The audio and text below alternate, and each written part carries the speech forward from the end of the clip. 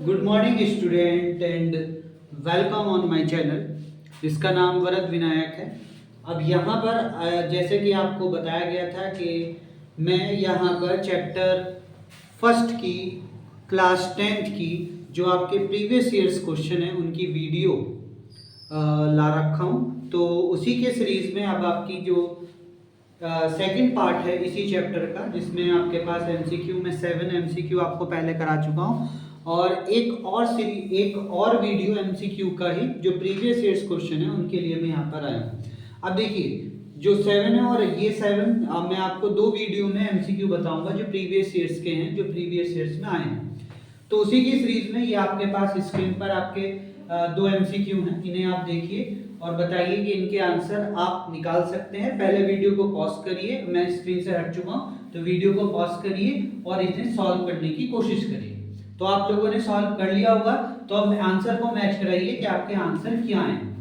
देखिए तो question number 1 का जो सॉल्यूशन आपके पास है, n square minus 1 is divisible by 8 if n is, अगर n की वैल्यू आपके पास इनमें से कोई चारों में से कोई सा भी एक नंबर होगी तो उसके बाद ये 8 से डिविजिबल होना चाहिए। तो आप सबसे पहले अगर आप ध्यान देते हैं तो यहाँ पर इंटीजर में आपके पास प्लस वैल्यू और माइनस वैल्यू दोनों आती हैं।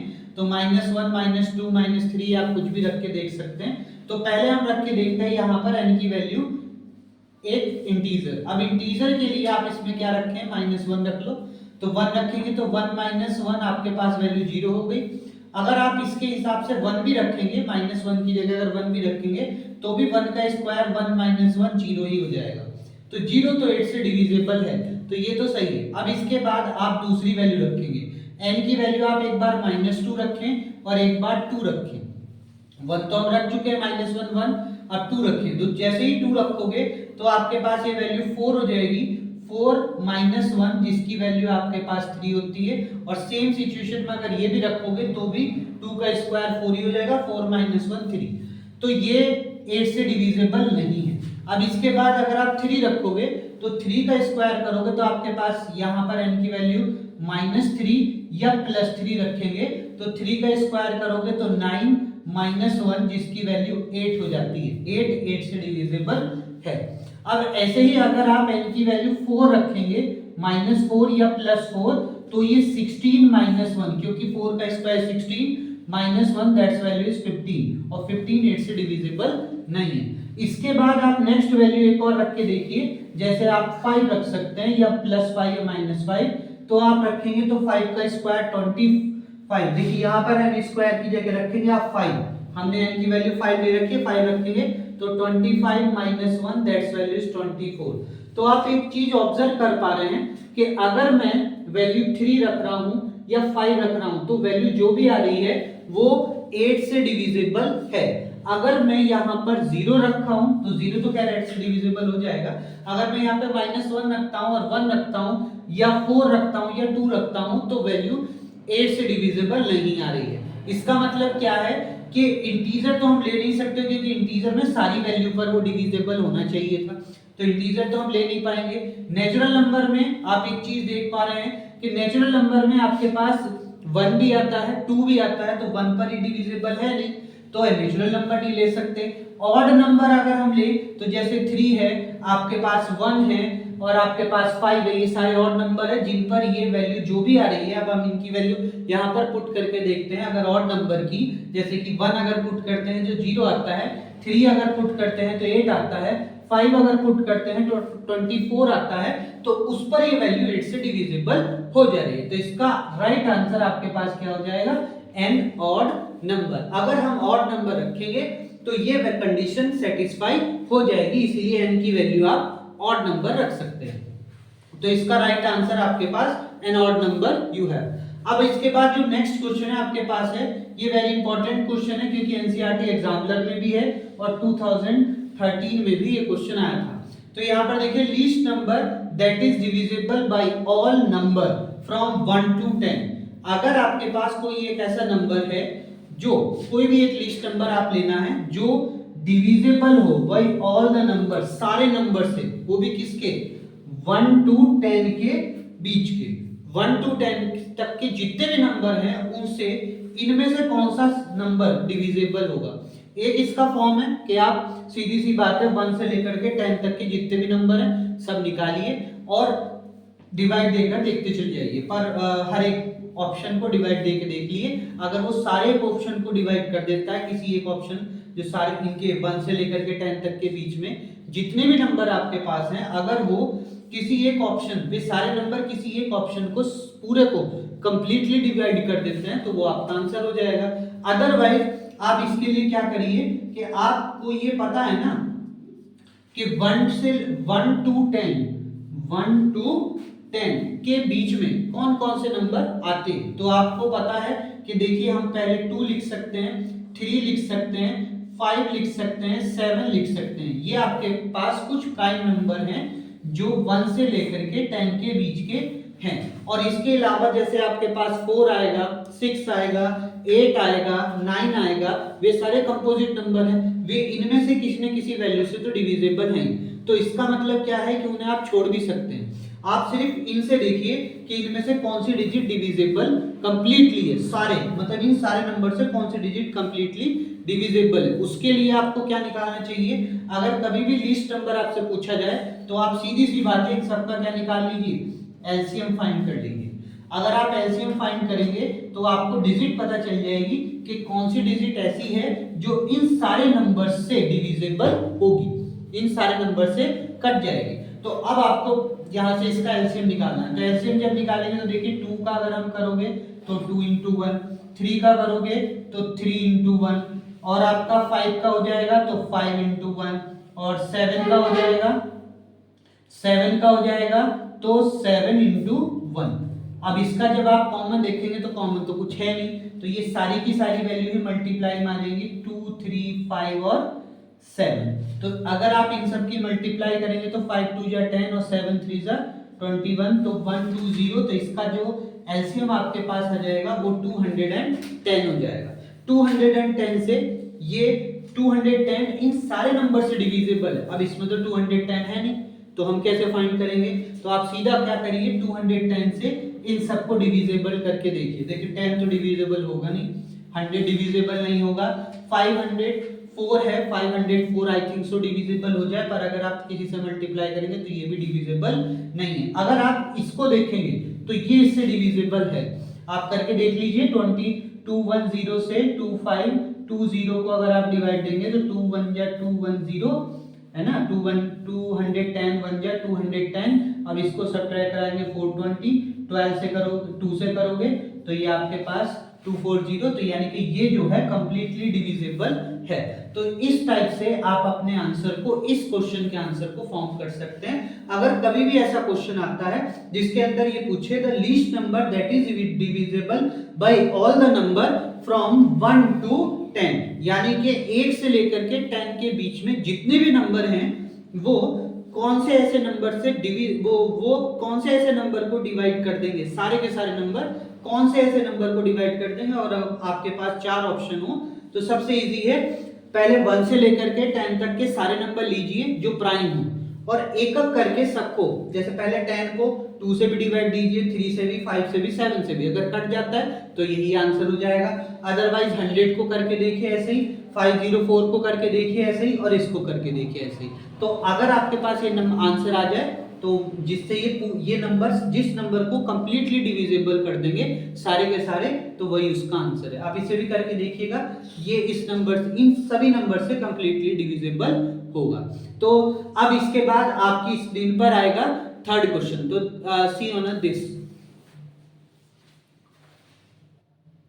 थर्ड और फोर्थ क्वेश्चन आपके पास स्क्रीन पर ये है, तो जल्दी से इन क्वेश्चन को देखिए और सॉल्व करने की कोशिश करिए। मैं स्क्रीन से बाहर हूं, वीडियो को पॉज करिए, सॉल्व करिए। तो आई थिंक आपने सॉल्व कर लिया होगा। तो अब देखिए इसका सॉल्यूशन, तो इसका सॉल्यूशन आपके पास कैसे होगा वो देखिए। तो यहां पर आपसे क्या पूछा जा रहा है, लार्जेस्ट नंबर। अब लार्जेस्ट नंबर पूछा जा रहा है वो भी किसका, 70 और 125 का। उसमें भी अगर आप इस लार्जेस्ट नंबर से 70 या 125 को डिवाइड देंगे तो रिमाइंडर आपके पास 5 और 8 रिमेनिंग रहना चाहिए। तो वो नंबर बताइए जो 17 को अगर डिवाइड इससे अगर 17 को डिवाइड दिया जाए तो रिमाइंडर 5 रह जाए, और अगर इससे आप 125 को डिवाइड दें तो रिमाइंडर आपके पास 8 रह जाए। तो इसके लिए आप इसको सबसे पहले इस चीज को याद रखिए, ये क्या है, लार्जेस्ट नंबर। तो जब भी आपसे लार्जेस्ट नंबर पूछा जाएगा तो आपको निकालना है एचसीएफ। अब वो एचसीएफ आप कैसे निकालेंगे वो देखिए। तो जो भी रिमाइंडर आपके पास होता है, अगर कभी भी आपसे ये पूछे कि लार्जेस्ट नंबर बताओ और 2 नंबर या 3 नंबर वो आपको दे और उनमें रिमाइंडर आपको दे, तो आपको कुछ नहीं करना, जो रिमाइंडर है पहले इन दोनों में से या तीनों में से 3 डिजिट अगर दी जाएंगी तो तीनों में से एक एक करके वो रिमाइंडर घटा दीजिए, सबट्रैक्ट करा दीजिए। तो देखिए यहाँ से क्या हो जाएगा 70 माइनस 5, क्योंकि 70 को अगर आप इससे एचसीएफ से डिवाइड देते तो आपके पास रिमाइंडर आता 5, तो ये हम उसको सबट्रैक्ट करा रहे हैं, तो इसलिए 65 हो गया, जो नंबर इस एचसीएफ से कंप्लीटली डिविजिबल होगा। अब ऐसे ही 125 में से 8 को सबट्रैक्ट कराइए और एक नंबर फाइंड करिए जो कि एचसीएफ से कंप्लीटली डिविजिबल होगा। तो वो कैसे करेंगे, 125 माइनस 8 दैट्स वैल्यू इज 117। अब इन दोनों नंबर का आप क्या निकालेंगे, एचसीएफ, और जैसे ही एचसीएफ निकालेंगे आपको वो नंबर मिल जाएगा जो 70 को भी डिवाइड कर सकता है और 125 को भी डिवाइड कर सकता है और रिमाइंडर अलग अलग 5 और 8 दे सकता है। तो देखिए यहाँ से 65 का अगर आप फैक्टर करेंगे तो फैक्टर कैसे करेंगे, 65 के फैक्टर आपको जब एचसीएफ एलसीएम निकालते हैं तो आप यहाँ पर फैक्टर करके इसी टाइप से देखते हैं तो वही आप निकालेंगे। तो यहाँ पे 3 आप जो है यहाँ पर 5 से डिवाइड दे सकते हैं, तो जैसे ही आप 5 से डिवाइड देंगे 5 1 जा 5 5 3 जा 15, फिर 13 से डिवाइड दे देंगे तो आपके पास वैल्यू आ जाएगी 1। तो यहाँ पर आप लिख सकते हैं 5 into 13। अब 117 को आप लिखेंगे, 117 को भी एज यूजुअली आप जानते हैं 13 into 3 into 3, 13 9 जा कितना होता है 117।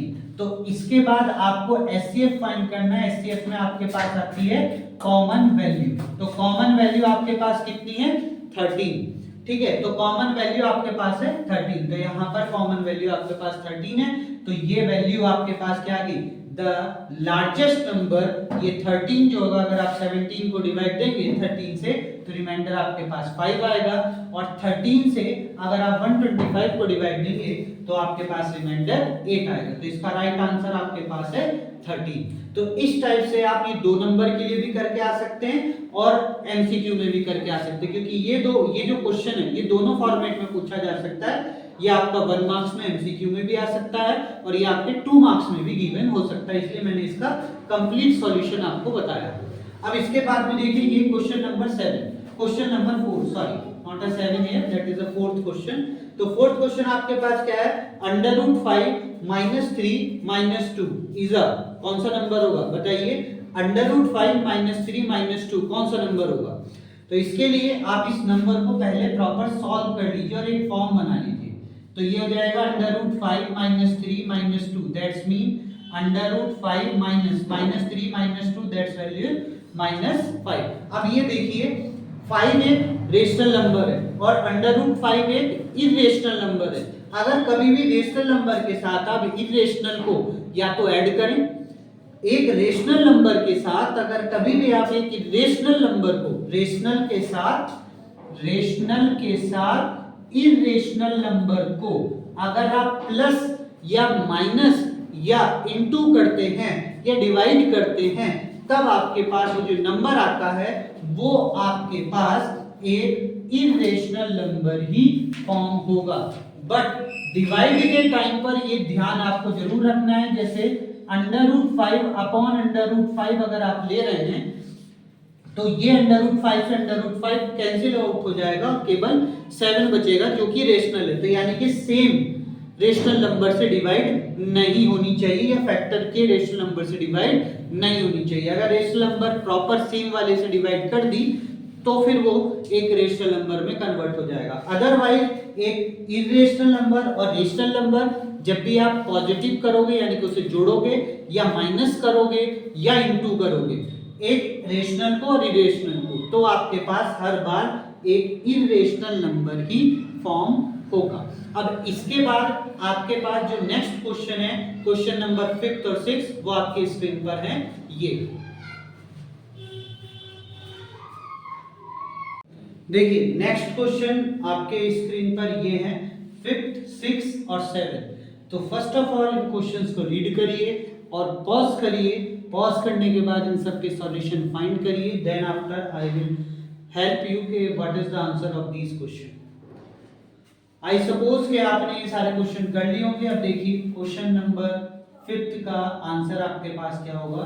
और नेक्स्ट वीडियो जो आपके पास अब आएगी वो एमसीक्यू के अलावा जो बाकी के क्वेश्चंस हैं जैसे 2 मार्क्स के, क्योंकि इस चैप्टर से आपके पास 2 मार्क्स के और 3 मार्क्स के हार्डली क्वेश्चन आते हैं, तो वो आएगी।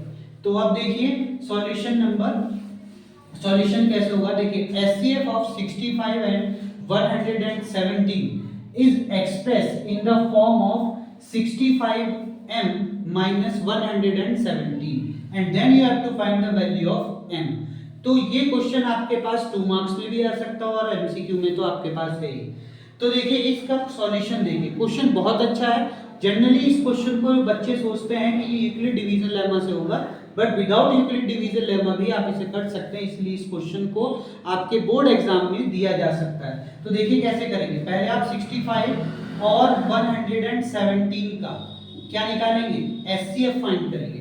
तो देखिए ये प्रीवियस क्वेश्चन में भी था, तो इसीलिए मैं इसको जल्दी से बता दे रहा हूँ। 5 × 13 और इसका अगर आप निकालेंगे तो 13 × 3 तो इनके फैक्टर आप ऐसे करके कर सकते हैं। इसके बाद आप इससे फाइंड करेंगे एचसीएफ। तो एचसीएफ यहाँ पर आप देख रहे हैं 13 आपके पास एचसीएफ हो जाएगा। अब ये 13 को एक्सप्रेस कैसे किया जा रहा है, ऐसे करके।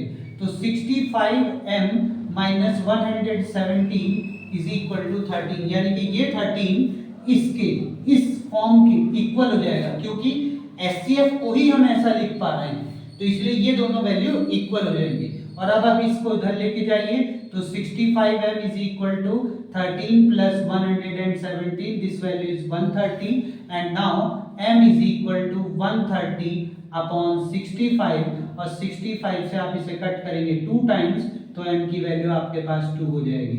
तो ये विदाउट यूक्लिड डिवीजन लेमा भी आप इसे सॉल्व कर सकते हैं, इसीलिए ये क्वेश्चन आपके एमसीक्यू में और साथ में आपके 2 मार्क्स के क्वेश्चन में इस चैप्टर से आ सकता है और इंपॉर्टेंट क्वेश्चन है। तो इसका आंसर एज यूजुअली आप देख पा रहे हैं क्या होगा, 2 होगा।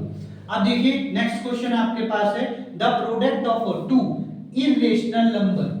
अब देखिए मैंने आपसे क्या पूछा है, प्रोडक्ट ऑफ 2 इरेशनल नंबर। तो जब भी आपसे कोई कहे कि प्रोडक्ट ऑफ 2 इरेशनल नंबर, तो जनरली बच्चा इसके लिए क्या लिख कर आता है, always be irrational, but it is not correct. Because देखिए मैं एग्जांपल से आपको इसको एक्सप्लेन कर रहा हूं, जरा ध्यान से देखना।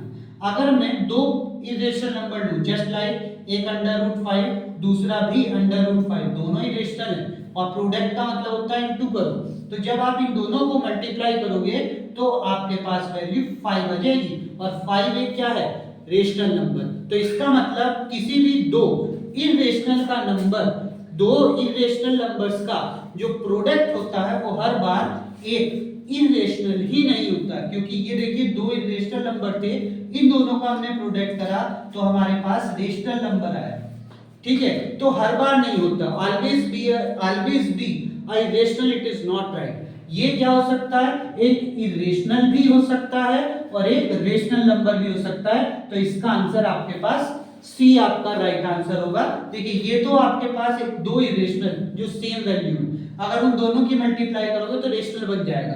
पर अगर एक रेशनल एक वैल्यू ये और दूसरी आप √3 लेंगे, तो अगर ये 2 अलग अलग इरेशनल वैल्यू लेंगे तो इसका जब भी आप प्रोडक्ट करेंगे तो वो एक इरेशनल की ही फॉर्म में आएगा। इसका मतलब क्या है कि अगर 2 इरेशनल को आप मल्टीप्लाई करेंगे तो रेशनल भी आ सकता है और इरेशनल भी आ सकता है, इसलिए इसका राइट आंसर है इरेशनल और अ रेशनल नंबर। अब इसके बाद में क्वेश्चन नंबर 7 पर आ जाइए। क्वेश्चन नंबर 7 आपसे कह रहा है 1 2 4 5। अच्छा इस क्वेश्चन में किसने आंसर इरेशनल लगाया था उसको कमेंट करके बताइए कि किसने ए वैल्यू लगाई है आपकी। और इसके बाद देखिए question number 7 1 2 4 5 is a factor of the number p and q। आपके पास 1 to 5 p एंड q का फैक्टर है, p एंड q कोई नंबर होंगे उनका फैक्टर 1 2 4 5 है, 1 2 4 5 p और q का फैक्टर है। अब ये आपसे पूछ रहा है which of the following will always have 125 as a factor. तो 125 और किस किस का फैक्टर हो सकता है, वो किस फॉर्म में, p प्लस q की फॉर्म में अगर वो नंबर हो, p इंटू क्यू की फॉर्म में अगर वो नंबर हो, और p डिवाइड बाई q की फॉर्म में अगर वो नंबर हो। तो इसके ऑप्शन आपके पास ये हैं कि ओनली फर्स्ट इज सही, केवल यही आपके पास हो सकता है, इसी का ही 1 2 4 5 हो सकता है factor, only first and second is right, तो ये दोनों सही हो सकते हैं। अब इसके बाद थर्ड ऑप्शन है ऑल थ्री आर राइट, वो ये भी तीनों राइट हैं। और इसके बाद फोर्थ ऑप्शन है कि सेकंड और थर्ड इज राइट। अब इसको जरा क्वेश्चन को समझिए, मैंने आपसे बोला, इसके लिए फॉर एन एग्जांपल मैं आपको बता रहा हूं। देखिए आपके पास कोई भी दो नंबर हम ले सकते हैं, जैसे मैंने आपसे कहा 2 और एक नंबर ले लीजिए 2 और एक नंबर ले लीजिए 8। अगर मैं इन दोनों का कोई भी फैक्टर लेता हूं, जस्ट लाइक इन दोनों में कॉमन फैक्टर 2 ही है, ठीक है, तो इन दोनों में कॉमन कोई फैक्टर मैं ले लेता हूं, वो 2 है। देखिए 2 में भी 2 का भी फैक्टर 2 ही रहेगा और 8 का भी फैक्टर 2 तो हो गए, तो ये 2 लिया। अब मैंने आपसे कहा कि ये p है और ये q है। अब ये वैल्यू की जगह उसने यहाँ पर ये वैल्यू दे रखी है, तो हम 2 ही मान लेते हैं। तो 2 और 8 दोनों का एक फैक्टर p है और ये 2 है। अब 2 और 8 का जो फैक्टर 2 है, तो क्या मैं अगर इन दोनों को ऐड कर दूं तो वैल्यू कितनी आएगी 10। तो क्या ये 10 का भी फैक्टर होगा? आप कहोगे यस, ये 10 से भी डिविजिबल है, 2 जो है 10 को भी डिवाइड कर सकता है 2, तो 2 जो है 10 का भी फैक्टर होगा। अगर मैं इन दोनों नंबर को मल्टीप्लाई कर दूं 2 इंटू 8, यानी कि अगर मैं यहाँ पर करके दिखा रहा हूँ 2 इंटू 8 कर दें, 2 की 8 से मल्टीप्लाई भी कर दें तो हो जाएगा 16। तो क्या 16 भी 2 से डिविजिबल है? तो आप कहोगे यस सर, 16 भी 2 से डिविजिबल है। इसका मतलब अगर हम कोई भी ऐसा नंबर लें, दो नंबर आपके पास कोई भी हो p और q, और उसका कोई फैक्टर आपके पास दिया हुआ हो, तो वो फैक्टर उसके प्लस, उन दोनों नंबर्स के प्लस को भी डिवाइड कर सकता है और उन दोनों नंबर के इनटू को भी, मल्टीप्लिकेशन को भी डिवाइड कर सकता है। तो इसका राइट आंसर आपके पास होगा ओनली फर्स्ट एंड सेकंड। तो by this way you have to solve all these questions. अगर आपको इसके बारे में कोई डाउट है तो आप उससे कमेंट करके पूछ सकते हैं। अब यहाँ पर आपके पास ये क्वेश्चन की सीरीज एमसीक्यू की मैं यहीं पर अभी खत्म कर रहा हूँ। जो इंपॉर्टेंट क्वेश्चन थे ईयर्स के वो मैं आपको करा चुका हूँ इस चैप्टर से। अब इसके बाद जो नेक्स्ट सीरीज, जो नेक्स्ट वीडियो आपके पास होगी यूट्यूब पर, वो आपके पास जो 2 मार्क्स के क्वेश्चन है, 3 मार्क्स के क्वेश्चन जो इस चैप्टर से बनते हैं, प्रीवियस ईयर्स में आए हुए हैं इंपॉर्टेंट क्वेश्चन है, उनके आएंगे। तो thank you for watching this video.